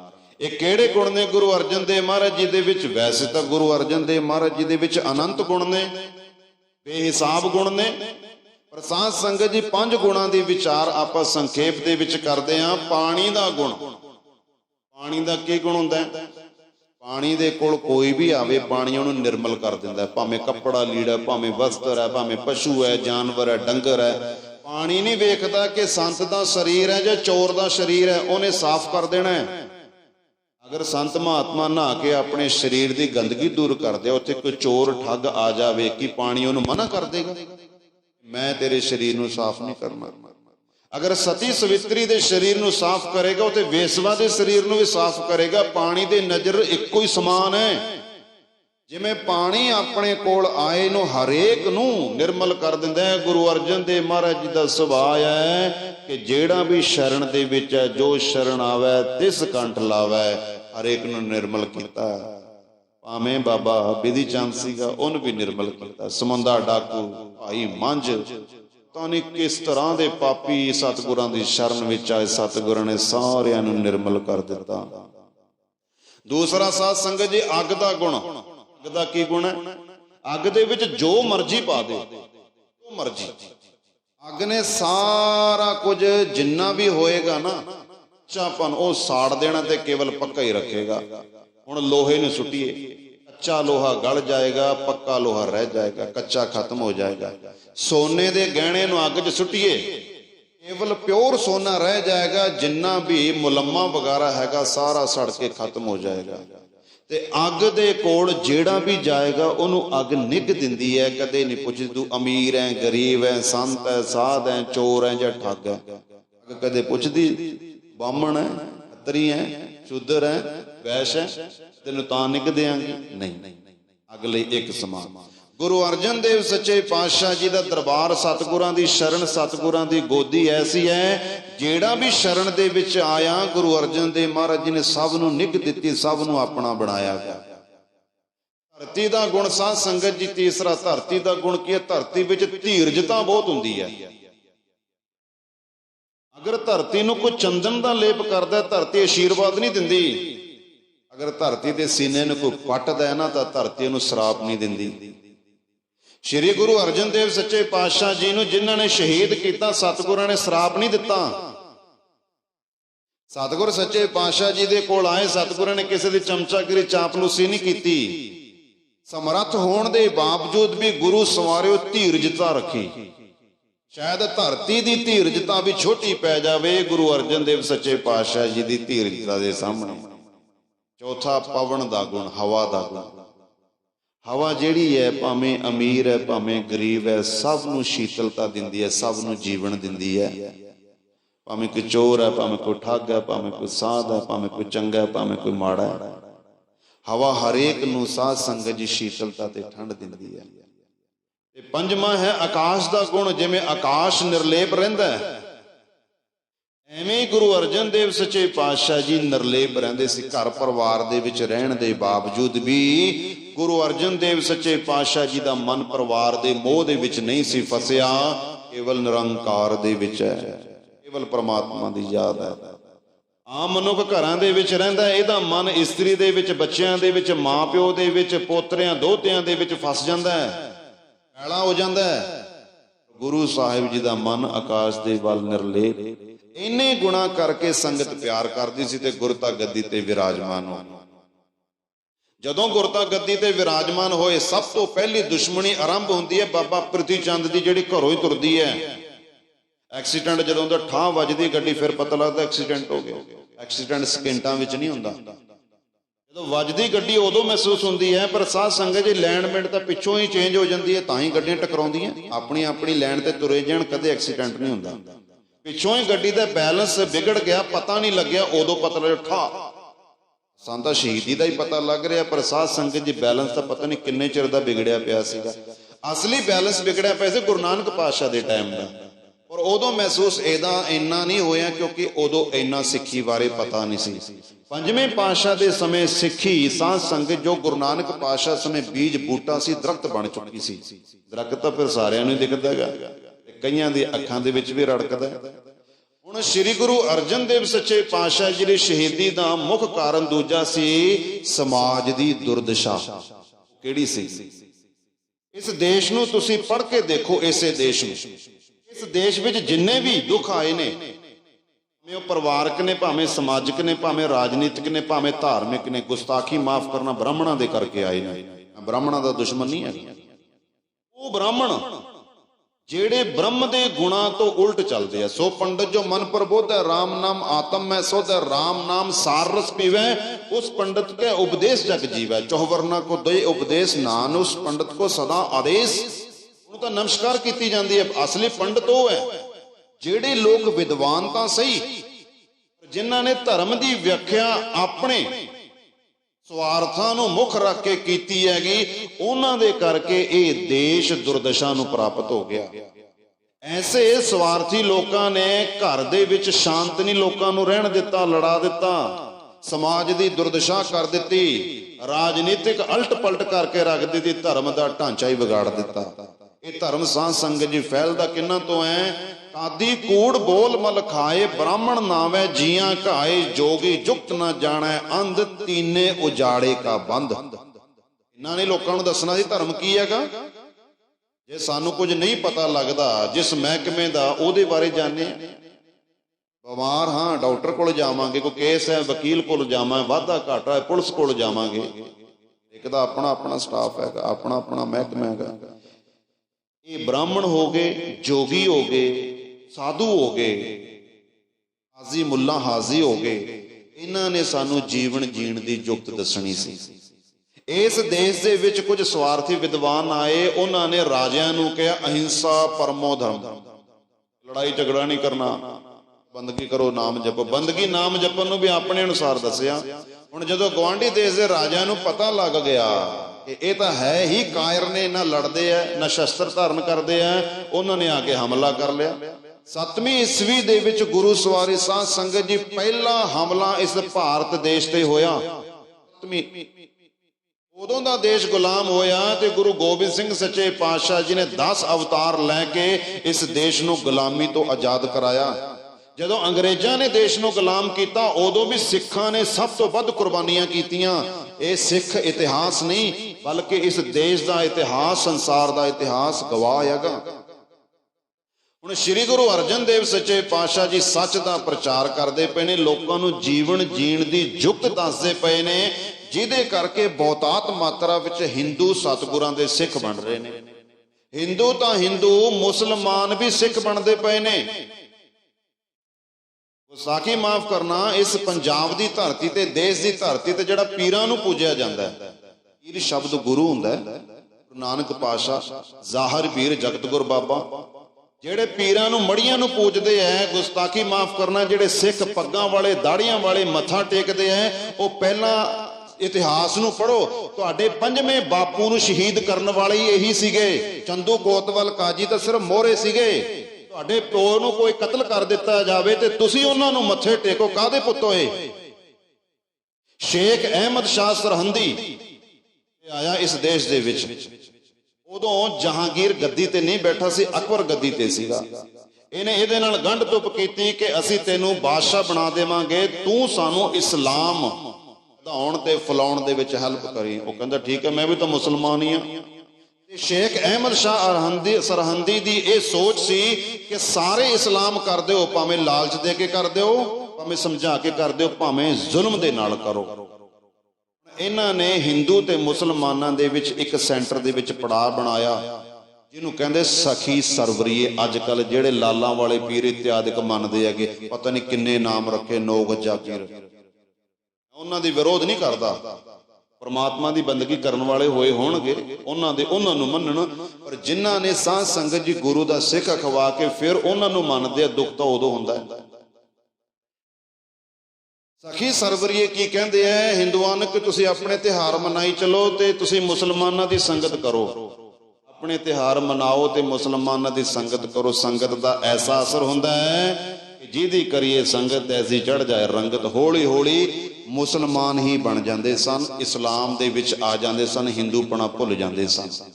ਹੁਣ ਸ੍ਰੀ ਗੁਰੂ ਅਰਜਨ ਦੇਵ ਸੱਚੇ ਪਾਤਸ਼ਾਹ ਜੀ ਨੇ ਜਦੋਂ ਗੁਰੂ ਸਵਾਰੀ ਸਾਧ ਸੰਗਤ ਜੀ ਧਰਮ ਪ੍ਰਚਾਰ ਦੇ ਲਈ ਦੌਰਾ ਕੀਤਾ, ਪੰਜਾਬ ਦੇ ਬਹੁਤੇ ਇਲਾਕਿਆਂ ਵਿੱਚ ਬਹੁਤ ਜ਼ਿਆਦਾ ਸਖੀ ਸਰਵਰੀ ਗੁਰੂ ਅਰਜਨ ਦੇਵ ਮਹਾਰਾਜ ਜੀ ਦੇ ਸਿੱਖ ਹੋ ਗਏ, ਮੁਸਲਮਾਨ ਵੀ ਸਿੱਖ ਹੋਏ। ਸਭ ਤੋਂ ਵੱਡਾ ਪ੍ਰਮਾਣ ਸਾਨੂੰ ਮਿਲਦਾ ਭਾਈ ਸਾਹਿਬ ਭਾਈ ਮੰਝ ਜੀ ਤੋਂ। ਇਹਨਾਂ ਦੀ ਇੱਕ ਸਾਖੀ ਆਪਾਂ ਸਾਂਝੀ ਕਰੀਏ, ਘੱਟੋ ਘੱਟ ਅੱਧਾ ਪੌਣਾ ਘੰਟਾ ਚਾਹੀਦਾ। ਇਹ ਨੰਗਾਈਏ ਪੀਰ ਨੂੰ ਮੰਨਦਾ ਸੀ। ਨੰਗਾਈਆ ਪੀਰ ਤਾਂ ਇਸ ਦੇਸ਼ ਵਿੱਚ ਆਇਆ ਵੀ ਨਹੀਂ, ਪਾਕਿਸਤਾਨ ਦੇ ਵਿੱਚ ਹੀ ਥੋੜੀ ਜਗ੍ਹਾ ਖਰੀਦ ਕੇ ਜੀਵਨ ਬਤੀਤ ਕਰਕੇ ਮਰ ਗਿਆ ਸੀ ਉੱਥੇ। ਉਹਨੂੰ ਮੰਨਦਾ ਸੀਗਾ। ਗੁਰੂ ਅਰਜਨ ਦੇਵ ਮਹਾਰਾਜ ਜੀ ਦਾ ਜਦੋਂ ਉਪਦੇਸ਼ ਸੁਣਿਆ ਤੇ ਕਹਿੰਦਾ ਮੈਨੂੰ ਸਿੱਖ ਕਰ ਲੋ। ਸਤਿਗੁਰਾਂ ਨੇ ਬਚਨ ਕੀਤਾ, ਸਿੱਖੀ ਤੇ ਸਿੱਖੀ ਨਹੀਂ ਟਿਕਦੀ, ਤੂੰ ਉਹਦਾ ਚੇਲਾ ਉੱਥੇ ਲੱਗਿਆ ਰਹਿ। ਜਦੋਂ ਇਹਨੂੰ ਸ਼ਾਂਤੀ ਮਿਲੀ ਤਾਂ ਗੁਰੂ ਸਵਾਰੀ ਸਾਧ ਸੰਗਤ ਜੀ ਨੇ ਉਹ ਛੱਡ ਕੇ ਇੱਧਰ ਆ ਗਿਆ। ਇਹ ਸਾਰੀਆਂ ਗੱਲਾਂ ਪਤਾ ਲੱਗਦੀਆਂ ਸੀਗੀਆਂ ਇਹਨਾਂ ਨੂੰ, ਆਸ਼ਾ ਤੱਕ ਪਹੁੰਚਦੀਆਂ ਸੀਗੀਆਂ। ਬ੍ਰਾਹਮਣ ਬਹੁਤ ਜ਼ਿਆਦਾ ਦੁਖੀ ਸਨ ਕਿਉਂਕਿ ਸਤਿਗੁਰ ਸੱਚੇ ਪਾਤਸ਼ਾਹ ਜੀ ਨੇ ਅਵਲ ਅੱਲਾਹ ਨੂਰ ਪਾਇਆ ਕੁਦਰਤ ਕੇ ਸਭ ਬੰਦੇ, ਏਕ ਨੂਰ ਤੇ ਸਭ ਜਗ ਉਪਜਿਆ ਕੌਣ ਭਲੇ ਕੋ ਮੰਦੇ, ਲੋਕਾ ਭਰਮ ਨਾ ਭੂਲੋ ਪਾਈ ਖਾਲਕ ਖਲ ਖਲਕ ਮੈਂ ਖਾਲਕ ਪੂਰ ਰਹਿਓ ਸਭ ਨਹੀਂ ਜਾਏ। ਸਾਰਿਆਂ ਨੂੰ ਆਪਣਾ ਬਣਾ ਲਿਆ, ਸਭ ਕੋ ਉਮੀਦ ਹਮ ਆਪਨ ਕੀਨਾ। ਜਿਨ੍ਹਾਂ ਨੂੰ ਸ਼ੂਦਰ ਕਿਹਾ ਜਾਂਦਾ ਸੀ ਸਤਿਗੁਰਾਂ ਨੇ ਆਪਣੇ ਬਰਾਬਰ ਬਿਠਾਇਆ। ਸਤਿਗੁਰਾਂ ਦੇ ਦਰਬਾਰ ਦੇ ਵਿੱਚ ਕੀਰਤਨ ਕਰਨ ਵਾਲੇ ਕੌਣ ਸਨ? ਬਾਬਾ ਸੱਤਾ ਤੇ ਬਲਵੰਡ, ਇਹਨਾਂ ਨੂੰ ਲੋਕੀ ਸ਼ੂਦਰ ਕਹਿੰਦੇ ਸਨ। ਸਤਿਗੁਰਾਂ ਨੇ ਚੌਂਕੀ ਦਿੱਤੀ ਬਹਿਣ ਵਾਸਤੇ, ਕੀਰਤਨ ਕਰੋ। ਇਹਨਾਂ ਨੂੰ ਤਾਂ ਲੋਕੀ ਦਰਬਾਰ 'ਚ ਨਹੀਂ ਵੜਨ ਦਿੰਦੇ ਸਨ। ਸ਼੍ਰੀ ਗੁਰੂ ਹਰਗੋਬਿੰਦ ਸੱਚੇ ਪਾਤਸ਼ਾਹ ਜੀ ਨੇ ਜਦੋਂ ਢਾਡੀ ਵਾਰਾਂ ਆਰੰਭ ਕੀਤੀਆਂ ਗੁਰੂ ਘਰ ਦੇ ਵਿੱਚ, ਬਾਬਾ ਨੱਥਾ ਤੇ ਅਬਦੁੱਲਾ ਨੂੰ ਸਾਧ ਸੰਗਤ ਜੀ ਸਭ ਤੋਂ ਪਹਿਲਾਂ ਸਵਾਰੀ ਪਤਾ ਕਿਹੜੀ ਭੇਜੀ? ਹਾਥੀ ਦੀ ਭੇਜੀ, ਜਿਹੜੀ ਬਾਦਸ਼ਾਹ ਰਾਜੇ ਵਾਸਤੇ ਹੁੰਦੀ ਸਨ। ਉਹ ਤਾਂ ਕਹਿੰਦਾ ਸਾਨੂੰ ਤਾਂ ਕੋਈ ਗੱਡੇ ਤੇ ਨਾ ਚਾੜੇ, ਤੇ ਤੁਸੀਂ ਸਾਨੂੰ ਕਿੱਥੇ ਚਾੜ ਦਿੱਤਾਗਾ। ਇੰਨਾ ਸਤਿਕਾਰ ਜਦੋਂ ਮਿਲਿਆ ਤੇ ਲੋਕੀ ਇਹਨਾਂ ਨੂੰ ਛੱਡ ਕੇ ਗੁਰੂ ਸਾਹਿਬ ਦੇ ਵੱਲ ਆਉਣਾ ਸ਼ੁਰੂ ਹੋ ਗਏ। ਘਰ ਦੇ ਵੀ ਦੁਖੀ, ਬਾਬਾ ਪ੍ਰਿਥੀ ਚੰਦ ਵਰਗੇ ਬ੍ਰਾਹਮਣ ਵੀ ਦੁਖੀ। ਜਿਹੜੇ ਅਸਲੀ ਬ੍ਰਾਹਮਣ ਉਹ ਨਹੀਂ ਦੁਖੀ, ਜਿਹੜੇ ਸਵਾਰਥੀ ਨੇ ਉਹ ਦੁਖੀ। ਮੈਂ ਬ੍ਰਾਹਮਣਾਂ ਦਾ ਦੁਸ਼ਮਣ ਨਹੀਂ ਹੈ। ਬ੍ਰਾਹਮਣਾਂ ਦੀ ਗੱਲ ਗੁਰੂ ਅਰਜਨ ਦੇਵ ਮਹਾਰਾਜ ਜੀ ਕਰ ਚੁੱਕੇ ਨੇ। ਕਹਿੰਦੇ ਐਸੇ ਬ੍ਰਾਹਮਣ ਨੂੰ ਨਮਸਕਾਰ ਕਰੋ ਜਿਹੜਾ ਆਪਣੇ ਮਨ ਦੀ ਮੈਲ ਦੂਰ ਕਰਦਾ ਤੇ ਲੋਕਾਂ ਨੂੰ ਪਰਮਾਤਮਾ ਨਾਲ ਜੋੜਦਾ। ਬ੍ਰਾਹਮਣ ਜਿਹਦੇ ਵਿੱਚ ਬ੍ਰਹਮ ਦੇ ਗੁਣ ਆ ਜਾਂਦੇ ਐ, ਆਪਣੇ ਨਾਲ ਨਹੀਂ ਜੋੜਨਾ। ਹੁਣ ਮੰਨ ਲਓ ਕਥਾ ਕਰਦੇ ਆ ਨੂੰ ਸਾਲ ਲੰਘ ਗਏ, 5 ਸਾਲ ਲੰਘ ਗਏ, 10 ਸਾਲ ਲੰਘ ਗਏ, 20 ਸਾਲ ਲੰਘ ਗਏ, ਹੁਣ ਤੁਹਾਨੂੰ ਮੈਂ ਆਪਣੇ ਨਾਲ ਜੋੜਦਾ ਗੁਰੂ ਦੀ ਬਜਾਏ, ਤਾਂ ਸਭ ਤੋਂ ਵੱਡਾ ਪਾਪੀ ਮੈਂ ਆ। ਗੁਰੂ ਦੀ ਗੱਲ ਸੁਣਾ ਰਹੇ ਹਾਂ, ਤੁਸੀਂ ਸਤਿਕਾਰ ਕਰਦੇ ਹੋ ਸਾਡਾ। ਇਹਦਾ ਮਤਲਬ ਇਹ ਨਹੀਂ ਕਿ ਤੁਸੀਂ ਸਾਡੇ ਨਾਲ ਜੁੜੋ, ਤੁਸੀਂ ਜੁੜੋ ਗੁਰੂ ਦੇ ਨਾਲ। ਚਿੱਠੀ ਲਿਖੀ ਪਤੀ ਨੇ ਪਤਨੀ ਵਾਸਤੇ, ਪਤਨੀ ਅਨਪੜ੍ਹ ਹੈਗੀ, ਉਹ ਆਪਣੇ ਪਤੀ ਦਾ ਸੰਦੇਸ਼ਾ ਪੜਾਉਣ ਵਾਸਤੇ ਕਿਸੇ ਪੜ੍ਹੇ ਲਿਖੇ ਕੋਲ ਗਈ। ਉਹ ਪੜ੍ਹੇ ਲਿਖੇ ਨੇ ਚਿੱਠੀ ਵਾਚੀ ਤੇ ਬੜੇ ਪ੍ਰੇਮ ਦੇ ਨਾਲ ਸੁਣਦੀ ਪਈ ਹੈ। ਪੜ੍ਹਨ ਤੋਂ ਬਾਅਦ ਕਹਿੰਦਾ ਮੈਂ ਤੇਰਾ ਪਤੀ ਹਾਂ। ਤਾਂ ਗਲਤ ਗੱਲ ਹੈ। ਪਤੀ ਤਾਂ ਉਹ ਹੈ, ਪਤਨੀ ਇਹ ਹੈ। ਤੂੰ ਤਾਂ ਸੰਦੇਸ਼ ਸੁਣਾ ਰਿਹਾ ਹੈ। ਗੁਰੂ ਦਾ ਪ੍ਰਚਾਰਕ ਸਾਧ ਸੰਗਤ ਜਦੋਂ ਆਪਣੇ ਨਾਲ ਨਿੱਜੀ ਸਵਾਰਥਾਂ ਕਰਕੇ ਜੋੜਨ ਲੱਗ ਜਾਏਗਾ, ਉਸੇ ਕੈਟਾਗਰੀ ਦੇ ਵਿੱਚ ਆ ਜਾਏਗਾ ਜਿਸ ਕੈਟਾਗਰੀ ਦੇ ਵਿੱਚ ਇਹ ਸਵਾਰਥੀ ਬ੍ਰਾਹਮਣ ਸਨ। ਇਹਨਾਂ ਨੇ ਦੇਸ਼ ਦਾ ਨਾਸ ਮਾਰ ਦਿੱਤਾ ਸੀਗਾ। ਹੁਣ ਗੁਰੂ ਅਰਜਨ ਦੇਵ ਮਹਾਰਾਜ ਜੀ ਦੇ ਖਿਲਾਫ ਬ੍ਰਾਹਮਣ ਵੀ ਹੋ ਗਏ, ਆਜ਼ੀ ਵੀ ਹੋ ਗਏ। ਜਹਾਂਗੀਰ ਦੀ ਨਜ਼ਰਾਂ ਦੇ ਵਿੱਚ ਸਤਿਗੁਰੂ ਪਹਿਲੇ ਰੜਕਦੇ ਪਏ ਸਨ। ਕੀ ਜਹਾਂਗੀਰੀ ਦੇ ਵਿੱਚ ਇਹਨੇ ਲਿਖਿਆ ਆਪਣੇ ਹੱਥੀ, ਜਹਾਂਗੀਰ ਨੇ, ਹਿੰਦੂਆਂ ਦਾ ਗੁਰੂ, ਹਿੰਦੂਆਂ ਦਾ ਗੁਰੂ ਜੋ ਪੰਜਾਬ ਦੀ ਧਰਤੀ ਤੇ ਰਹਿੰਦਾ ਸੀ ਪਿਛਲੇ 4-5 ਪੀੜ੍ਹੀਆਂ ਤੋਂ, ਜਿਨ੍ਹਾਂ ਦੀ ਦੁਕਾਨ ਕਾਫੀ ਗਰਮ ਸੀ, ਜਿਹੜੇ ਹਿੰਦੂਆਂ ਨੂੰ ਤੇ ਮੂਰਖ ਮੁਸਲਮਾਨਾਂ ਨੂੰ ਵੀ ਆਪਣੇ ਪਿੱਛੇ ਲਾਈ ਫਿਰਦੇ ਸਨ। ਮੈਂ ਇਹਨਾਂ ਦੀ ਦੁਕਾਨ ਬੰਦ ਕਰਨਾ ਚਾਹੁੰਦਾ ਸੀ, ਪਰ ਮੈਨੂੰ ਇਹਨਾਂ ਦੇ ਖਿਲਾਫ ਕੋਈ ਸਾਜ਼ਿਸ਼ ਨਹੀਂ ਮਿਲੀ। ਹੁਣ ਸ਼੍ਰੀ ਗੁਰੂ ਅਰਜਨ ਦੇਵ ਮਹਾਰਾਜ ਜੀ ਨੂੰ ਖਤਮ ਤਾਂ ਕਰਨਾ ਚਾਹੁੰਦਾ, ਪਰ ਐਡੀ ਵੱਡੀ ਹਸਤੀ ਦੇ ਖਿਲਾਫ ਜਾਣ ਦੇ ਲਈ ਕੋਈ ਨਾ ਕੋਈ ਤਾਂ ਸਾਧ ਸੰਗਤ ਜੀ ਉਹਨੂੰ ਬਹਾਨਾ ਚਾਹੀਦਾ, ਕੋਈ ਨਾ ਕੋਈ ਤਾਂ ਉਹਨੂੰ ਗੱਲ ਮਿਲੇ ਕਿ ਇਸ ਕਰਕੇ ਮੈਂ ਕਤਲ ਕੀਤਾ। ਜਦੋਂ ਇਹ ਸਾਰੀਆਂ ਗੱਲਾਂ ਹੋ ਗਈਆਂ, ਬਾਦਸ਼ਾਹ ਦੇ ਕੰਨ ਭਰੇ ਜਾ ਰਹੇ ਨੇ। ਉਸੇ ਸਮੇਂ ਦੇ ਅਨੁਸਾਰ ਸਮੇਂ ਦੇ ਵਿੱਚ ਜਹਾਂਗੀਰ ਦੇ ਆਪਣੇ ਪੁੱਤਰ ਖੁਸਰੋ ਨੇ ਬਗਾਵਤ ਕਰ ਦਿੱਤੀ। ਇਹ ਲੰਘਦਾ ਲੰਘਦਾ ਇਹਨੇ ਜਾਣਾ ਸੀਗਾ ਸਾਧ ਸੰਗਤ ਜੀ ਅਫਗਾਨਿਸਤਾਨ ਦੇ ਵੱਲ। ਜਦੋਂ ਇਧਰੋਂ ਦਰਿਆ ਪਾਰ ਹੋਇਆਗਾ, ਪੰਜਾਬ ਦੇ ਵੱਲੋਂ ਲੰਘਿਆ। ਕਈ ਇਤਿਹਾਸਕਾਰ ਮੰਨਦੇ, ਕਈ ਨਹੀਂ ਮੰਨਦੇ। ਕਹਿੰਦੇ ਗੁਰੂ ਅਰਜਨ ਦੇਵ ਮਹਾਰਾਜ ਜੀ ਦੀ ਸ਼ਿਕਾਇਤ ਲਾ ਦਿੱਤੀ ਗਈ ਕਿ ਗੁਰੂ ਅਰਜਨ ਦੇਵ ਸੱਚੇ ਪਾਤਸ਼ਾਹ ਜੀ ਨੇ ਇਹਨੂੰ ਤਿਲਕ ਦਿੱਤਾ ਹੈ, 5-7 ਹਜ਼ਾਰ ਰੁਪਈਆ ਵੀ ਦਿੱਤਾ ਹੈ ਤੇ ਬਾਦਸ਼ਾਹ ਬਣਨ ਦਾ ਆਸ਼ੀਰਵਾਦ ਦਿੱਤਾ ਹੈ। ਝੂਠਾ ਇਲਜ਼ਾਮ ਲਾਇਆ ਤੇ ਬਾਦਸ਼ਾਹ ਨੇ ਇਸੇ ਗੱਲ ਦੀ ਆੜ ਦੇ ਵਿੱਚ ਸਤਿਗੁਰ ਸੱਚੇ ਪਾਤਸ਼ਾਹ ਜੀ ਨੂੰ ਆਪਣੇ ਕੋਲ ਕੈਦ ਕਰਾ ਲਿਆ। ਜਦੋਂ ਕਿਸੇ ਦੀ ਸਾਧ ਸੰਗਤ ਜੀ ਤੇਜ ਪ੍ਰਤਾਪ ਚੜ੍ਹਦਾ, ਗੁੱਡੀ ਚੜ੍ਹਦੀ ਹੈ ਤੇ ਸਤਿਗੁਰ ਸੱਚੇ ਪਾਤਸ਼ਾਹ ਜੀ ਦੇ ਅਨੁਸਾਰ ਲੋਕੀ ਜੀਵਨ ਬਤੀਤ ਕਰਨਾ ਆਰੰਭ ਕਰ ਦਿੰਦੇ ਆ। ਗੁਰੂ ਸਵਾਰੀ ਸਾਧ ਸੰਗਤ ਜੀ ਕਵੀ ਕਹਿੰਦਾ, ਸੂਰਜ ਚੜ੍ਹਿਆ ਵੇਖ ਕੇ ਉੱਲੂ ਘਬਰਾਏ, ਮੈਲੇ ਦੀਆਂ ਮੱਖੀਆਂ ਸੁਗੰਧ ਨਾ ਭਾਵੇ। ਗੁਰ ਨਿੰਦਕਾਂ ਅਪਰਾਧੀਆਂ ਨਾ ਸੱਚ ਸੁਖਾਵੇ, ਭਲੇ ਪੁਰਸ਼ਾਂ ਨੂੰ ਵੇਖ ਕੇ ਪਾਪੀ ਸ਼ਰਮਾਵੇ। ਵੈਰ ਕਰੇ ਨਿਰਵੈਰ ਨਾਲ ਉਹ ਨਰਕੀ ਜਾਵੇ, ਜ਼ਾਲਮ ਦੋਖੀ ਧਰਮ ਦਾ ਨਿਤ ਧਰੋ ਕਮਾਵੇ। ਗੁਰੂ ਅਰਜਨ ਦਾ ਵੇਖ ਪ੍ਰਤਾਪ ਵੱਧਦਾ, ਜਹਾਂਗੀਰ ਦਿਲ ਵਿੱਚ ਘਬਰਾਇਆ ਜੀ। ਸੱਚ ਧਰਮ ਦਾ ਚਮਕਦਾ ਵੇਖ ਸੂਰਜ, ਅੱਖ ਉੱਲੂ ਦੀ ਵਾਂਗ ਝੁੰਧਿਆਇਆ ਜੀ। ਦਿਲ ਵਿੱਚ ਸੋਚਦਾ ਜਿਸ ਤਰ੍ਹਾਂ ਦਾਉ ਲੱਗੇ, ਚਾਹੀਏ ਗੁਰੂ ਤਾਈਂ ਬਿੱਲੇ ਲਾਇਆ ਜੀ। ਅਰਥਾਤ ਗੁਰੂ ਨੂੰ ਖਤਮ ਕਰ ਦਈਏ। ਹੁਣ ਸ੍ਰੀ ਗੁਰੂ ਅਰਜਨ ਦੇਵ ਸੱਚੇ ਪਾਤਸ਼ਾਹ ਜੀ ਨੂੰ ਕੈਦ ਕਰ ਲਿਆ। ਕੈਦ ਕਰਨ ਤੋਂ ਬਾਅਦ ਸਤਿਗੁਰ ਸੱਚੇ ਪਾਤਸ਼ਾਹ ਜੀ ਨੂੰ ਉਹਨਾਂ ਨੇ ਕਿਹਾ ਕਿ ਤੁਸੀਂ ਮੁਸਲਮਾਨ ਹੋ ਜਾਓ, ਆਪਣੇ ਗ੍ਰੰਥ ਦੇ ਵਿੱਚ ਮੁਹੰਮਦ ਸਾਹਿਬ ਦੀ ਸਿਫਤ ਲਿਖ ਦਿਓ, ਨਹੀਂ ਤਾਂ ਤੁਹਾਨੂੰ ਕਤਲ ਕਰ ਦਿੱਤਾ ਜਾਏਗਾ। ਹੁਣ ਸਾਧ ਸੰਗਤ ਜੀ ਵਿਚਾਰ ਉੱਥੇ ਆ ਗਈ ਹੈ ਜਿੱਥੋਂ ਆਰੰਭ ਹੋਈ ਸੀ। ਆਪਾਂ ਗੁਰੂ ਅਰਜਨ ਦੇਵ ਮਹਾਰਾਜ ਜੀ ਦੇ ਗੁਣ ਆਪਾਂ ਸਰਵਣ ਕੀਤੇ ਸਾਰਿਆਂ ਨੇ ਗੁਰੂ ਗੋਦ ਵਿੱਚ ਰਲ ਕੇ, ਤੇ ਸ਼ਹੀਦੀ ਦੇ ਮੁੱਖ ਕਾਰਨ ਬੜੇ ਸੰਖੇਪ ਦੇ ਵਿੱਚ ਵਿਚਾਰੇ ਨੇ। ਕਿਹੜੇ ਕਿਹੜੇ ਕਾਰਨ ਸੀ ਜਿਨ੍ਹਾਂ ਕਰਕੇ ਗੁਰੂ ਅਰਜਨ ਦੇਵ ਮਹਾਰਾਜ ਜੀ ਨੂੰ ਸ਼ਹੀਦ ਕੀਤਾ ਗਿਆ। ਹੁਣ ਸਤਿਗੁਰ ਸੱਚੇ ਪਾਤਸ਼ਾਹ ਜੀ ਲਾਹੌਰ ਕਿਲੇ ਦੇ ਵਿੱਚ ਕੈਦ ਨੇ। ਚੰਦੂ ਕੋਤਵਾਲ ਕਾਜੀ ਸ੍ਰੀ ਗੁਰੂ ਅਰਜਨ ਦੇਵ ਮਹਾਰਾਜ ਜੀ ਦੇ ਨਾਲ ਗੱਲ ਕਰਦੇ ਰਹੇ, ਡਰਾ ਰਹੇ ਨੇ, ਧਮਕਾ ਰਹੇ ਨੇ ਤੇ ਲਾਲਚ ਦੇ ਰਹੇ ਨੇ।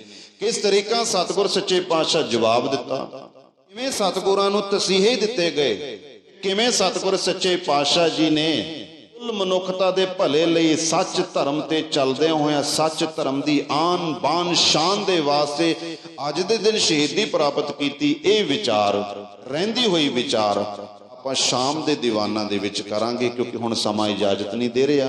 ਸ਼੍ਰੀ ਅਖੰਡ ਪਾਠ ਸਾਹਿਬ ਜੀ ਦੇ ਭੋਗ ਸ਼ਲੋਕ ਆਪਾਂ ਸਾਰੀਆਂ ਸੰਗਤਾਂ ਨੇ ਸਰਵਣ ਕਰਨੇ ਆ। ਉਹ ਤੋਂ ਬਾਅਦ ਇਲਾਹੀ ਬਾਣੀ ਦਾ ਕੀਰਤਨ ਹੋ ਕੇ ਸਮਾਪਤੀ ਹੋਏਗੀ। ਬਾਕੀ ਜਿਹੜੀ ਵਿਚਾਰ ਹੈ ਸਾਧ ਸੰਗਤ ਜੀ ਉਹ ਘੱਟੋ ਘੱਟ ਆਪਾਂ ਨੂੰ ਅੱਧਾ ਘੰਟਾ ਚਾਹੀਦਾ, ਉਹ ਆਪਾਂ ਸ਼ਾਮ ਦੇ ਦੀਵਾਨਾਂ ਦੇ ਵਿੱਚ ਤਕਰੀਬਨ ਅੱਧੇ ਘੰਟੇ ਦੀ ਵਿਚਾਰ ਆਪਾਂ ਸਰਵਣ ਕਰਾਂਗੇ। ਸਮਾਂ ਆਪ ਜੀ ਨੂੰ ਪਤਾ ਹੈ ਤਕਰੀਬਨ 6:30 ਦੇ ਆਸ-ਪਾਸ ਹੈ। ਸੋ ਸਾਰੀਆਂ ਸੰਗਤਾਂ ਨੇ ਸਤਿਗੁਰਾਂ ਦੇ ਚਰਨਾਂ ਵਿੱਚ ਹਾਜ਼ਰੀਆਂ ਭਰਨ ਦੀ ਕਿਰਪਾਲਤਾ ਕਰਨੀ। ਆਓ ਜੀ ਇੰਨੀ ਕੁ ਸੇਵਾ ਪ੍ਰਵਾਨ ਕਰਨੀ ਜੀ। ਗੁਰਮਤਿ ਵਿਚਾਰ ਕਰਦਿਆਂ ਹੋਇਆਂ ਅਗਰ ਕੋਈ ਵਿਚਾਰ ਕਰਦਿਆਂ ਹੋਇਆਂ ਅਗਰ ਕੋਈ ਗੱਲ ਗੁਰੂ ਦੀ ਮਰਿਆਦਾ ਤੋਂ ਬਾਹਰ ਕਹੀ ਗਈ ਹੋਵੇ ਜਾਂ ਕਿਸੇ ਦੇ ਨਰਮ ਦਿਲ ਨੂੰ ਚੰਗੀ ਨਾ ਲੱਗੀ ਹੋਵੇ, ਗੁਰੂ ਦੀ ਸੰਗਤ ਬਖਸ਼ਣ ਯੋਗ ਹੈ। ਆਪਣਾ ਬੱਚਾ ਜਾਣ ਕੇ ਬਖਸ਼ਣਾ ਜੀ। ਆਓ ਫਤਿਹ ਦੀ ਸਾਂਝ ਪਾਈਏ, ਬਾਣੀ ਸੁਣ ਕੇ ਆਪਣਾ ਜੀਵਨ ਪਵਿੱਤਰ ਕਰੀਏ। ਇਸੇ ਤਰ੍ਹਾਂ ਸੰਗਤਾਂ ਨੇ ਸੱਜ ਕੇ ਗੁਰੂ ਘਰ ਦੀਆਂ ਖੁਸ਼ੀਆਂ ਪ੍ਰਾਪਤ ਕਰਨੀਆਂ ਨੇ। ਵਾਹਿਗੁਰੂ ਜੀ ਕਾ ਖਾਲਸਾ, ਵਾਹਿਗੁਰੂ ਜੀ ਕੀ ਫਤਿਹ।